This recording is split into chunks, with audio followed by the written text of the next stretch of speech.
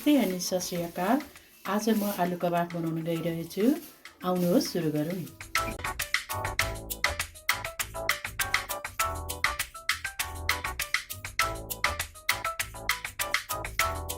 आलु कबाबको लागि मैले यहाँ आलु 1 किलो जति लिएको छु। हजुरले क्वान्टिटी धेरै र थोरै गर्न सक्नुहुन्छ।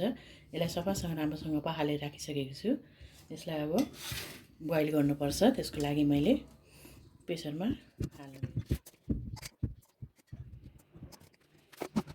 हामीले अलि नडुब्ने गरेर पानी हाल्नुपर्छ। 2 चम्मच नुन पनि हाल्दिउँ। सँग बोक्रा तासिन्छ। मैले ग्यास चलाइसकेको छु। यसलाई बोइलको लागि राखिदिसकेँ ग्यासमा। यसलाई 2 सिटी लागुन्जेल हामीले ग्यासमा पकाउनुपर्छ। त्यसपछि ग्यास अफ गरिदिउँ। 2 सिटी लागिसकेको छ। अब यसको ग्यास अफ गरिदिउँ। त्यो सिटी गएपछि भाँडामा खनाएर यसलाई हामीले छोडाउनुपर्छ राम्रोसँग। यसको हावा गइसकेको छ। यसलाई हामीले हावा खाएर राम्रोसँग सेलाउनुपर्छ। यसलाई एकछिन सेलाउन राख्दिने। त्यसपछि यसलाई छोडाउने। सेलाइसकेको छ। अब यसलाई हामीले राम्रोसँग यसरी तासेर राखौँ। सबै आलुलाई तासिसकेको छ राम्रोसँग। अब यसलाई हामीले राम्रोसँग सानो सानो पिस हुने गरी यसरी यत्रो टुक्रा पिसमा हामी काटेर राख्छौँ। यो हामीले छोडाएर राखिसकेको छौँ। यसलाई राम्रोसँग काटि पनि सकेको छौँ राम्रोसँग। यसलाई यस्तो यस्तो सानो सानो ठिक्कको पिस गरेर काट्ने। अब यसलाई मसलाहरू हालेर मोल्नुपर्छ। 1 चम्मच बेसार, 2 चम्मच जिरा धनियाँ पाउडर, 1 चम्मच रातो खुर्सानीको धुलो, 2 चम्चा जति तोरीको तेल हामीले राखेर राम्रोसँग मोल्ने।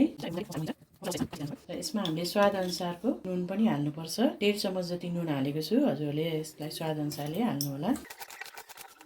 यसलाई मजाले मोलिएपछि अनि बल्ल यसलाई फ्राई गर्ने। कबाब राम्रो बन्छ र धेरै टेस्टी पनि हुन्छ। हजुरले यसरी एकचोटि ट्राई गर्नु होला। मैले फ्राई गर्नको लागि यहाँ कराई बसालिसकेको छु। कराई तातिसकेको छ। यसमा हामीले 2 चम्चा तोरीको तेल हालौँ फ्राई गर्नको लागि। तातिसकेको छ। यसमा आधा चम्मच बेसार पुऱ्याइदिउँ। यो 4वटा रातो खुर्सानीलाई आधा गरेर यो पनि पुऱ्याइदिउँ। यो अघि मोलेर राखेको मसला मोलेर राखेको अब यसलाई हामीले यसमा हालिदिने। बोइल भइसकेको आलु छ यो एकैछिनमा हुन्छ। अनि यसमा हामीले सबै मसलाहरू हालिसकेको छौँ। केही पनि हाल्नु पर्दैन। यसलाई एकैछिन हल्का रातो हुने गरी फ्राई गर्ने। यो रेड भइसकेको छ। अब यसलाई हामीले माथिबाट धनियाँ छरिदिउँ। ग्यास मैले अफ गरिदिएको छु। यसलाई म खनाउन गइरहेको छु। आलु कबाब रेडी छ। यसलाई हजुरले चिउरासँग, राइससँग, रोटीसँग, पुरीसँग जेसँग पनि खान सक्नुहुनेछ।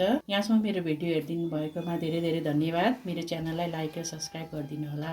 हस्, नमस्ते।